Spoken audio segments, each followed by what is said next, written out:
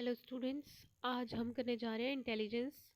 देखो इसमें क्या बताया गया है, the ability to acquire and apply knowledge and skills. Intelligence का मतलब होता है कि एक्वायर करना और अप्लाई करना नॉलेज और स्किल्स को। इंटेलिजेंस या intelligentia which means to understand, मतलब कुछ चीज़ को अंडरस्टैंड करना। Original from Latin word. अब इसका ओरिजिन कहाँ से हुआ है? लेटिन वर्ड से हुआ है। It is the ability to adjust with the environment, ability to learn and ability to carry out abstract reasoning. इसका मीनिंग ये है। 5 characteristics of intelligence। 5 characteristics क्या बता रखी है? The ability to adopt, learn for daily life, events and problem solving. The capacity to learn from experiences. Creativity and interpersonal skills are included in intelligence। Creativity और interpersonal skills भी included होते हैं। Intelligence involves ability of judgement, comprehension and reasoning, ये भी इसमें included होते हैं। Intelligence involve ability to understand people, objects and symbols like language, ये चीज़ें इसमें इंक्लूडेड होती हैं। Galton was first who give term intelligence. ये जो साइंटिस्ट है गैल्टन, इन्होंने ही इंटेलिजेंस का फर्स्टली कंसेप्ट दिया था। अब कंसेप्ट ऑफ आईक्यू, ये जो है टर्म 1912 में वाई विलियम स्टर्न के द्वारा इंट्रोड्यूस की गई थी। व्हाट इज़ आईक्यू, क्या होता है? Is equal to mental age, कितनी परसेंट की मेंटल एज है, divide by chronical age, chronological age, multiply by 100, ये इसका फॉर्मूला होता है। और ये जो फॉर्मूला है given by Louis Terman. Louis Terman ने दिया था 1916 में। Chronological age means real age और बायोलॉजिकल एज। क्रोनोलॉजिकल एज उसकी रियल एज और बायोलॉजिकल एज क्या होती है, ये इसका फॉर्मूला भी बता रखा है। इंटेलिजेंस टेस्ट पहले आया था और आईक्यू बाद में। जो इंटेलिजेंस टेस्ट था वो पहले आया था। आईक्यू इंटेलिजेंस क्वेश्चन का नाम दिया गया है। एम ए मेंटल एज है, सी ए क्रोनोलॉजिकल एज है। Mental age is expressed as the age at which a child is performing intellectually. Mental age को ऐसे एक्सप्रेस किया गया है, ये वो एज है जिसमें चाइल्ड को इंटेलेक्चुअली परफॉर्म करता है। आईक्यू टेबल देखो, इसके क्लासिफिकेशन बता रखी है कि कैसे टाइप्स होती हैं और उसके क्वेश्चन भी बता रखे हैं। देखो जो नियर जीनियस और जीनियस होते हैं ना, उनका आईक्यू लेवल होता है 140 एंड अबव। जो वेरी सुपीरियर होते हैं 130 to 139 होता है उनका आईक्यू लेवल। और फॉर्मूलाज के अकॉर्डिंग सुपीरियर होते हैं 120 to 129, अबव एवरेज होते हैं 110 to 119 होता है उनका आईक्यू लेवल।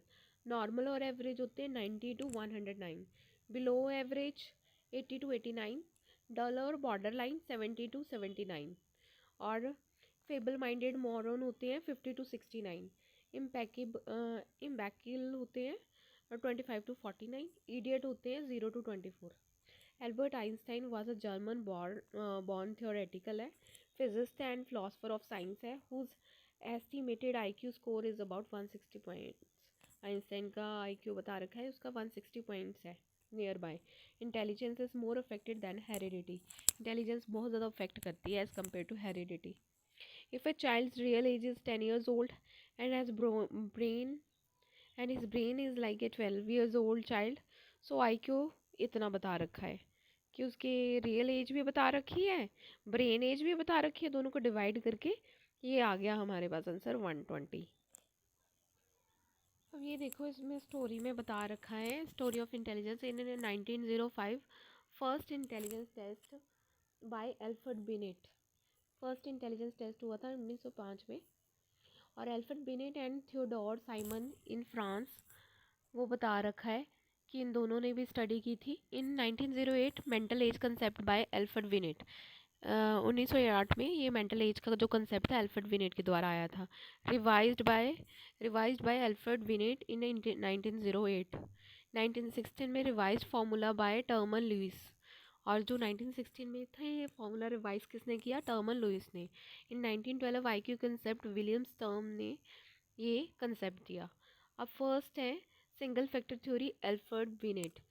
फर्स्ट जो देखो सिंगल फैक्टर जो थ्योरी दे रखी थी अल्फ्रेड बिनेट ने, Alfred Binet develop the first intelligence test, इसने फर्स्ट इंटेलिजेंस टेस्ट डेवलप किया था। He was the first one to introduce the concept of mental age, इसने ही मेंटल एज का कंसेप्ट भी इंट्रोड्यूस किया। According to his unifactor theory of intelligence, we all have common sense और general factor G factor of intelligence to apply in every task, इसने ये भी बताया था। नेक्स्ट है creativity and intelligence. Researchers have found that relationship between creativity and intelligence is positive, researchers ने ये भी बताया था कि दोनों का रिलेशनशिप पॉजिटिव होता है। टर्मर in the 1920s found that persons with high IQ were not necessarily creative, कि जिनका हाई IQ होता है 1920 में टर्मन के अकॉर्डिंग, वो ज़रूरी नहीं है कि वो क्रिएटिव भी हो। Higher G factor in higher the intelligence, जितना ज़्यादा जी फैक्टर होगा उतनी ज़्यादा इंटेलिजेंस ज़्यादा होगी। S factor is changeable in nature by training and education. Ji factor from heredity, जो जी फैक्टर होता है वो हेरिडिटी के बेसिस। एलिमेंट्स ऑफ क्रिएटिविटी कितने हैं? Fluency, flexibility, original, elaboration. Fluency मतलब हैव मल्टीपल थॉट्स, फ्लेक्सिबिलिटी अलग अलग तरीके से होते हैं, ओरिजिनल थॉट कॉपी नकल किए गए हों, एलेबोरेशन जो भी ओरिजिनलिटी से आइडिया है उसे रियल लाइफ से एलेबोरेट करो।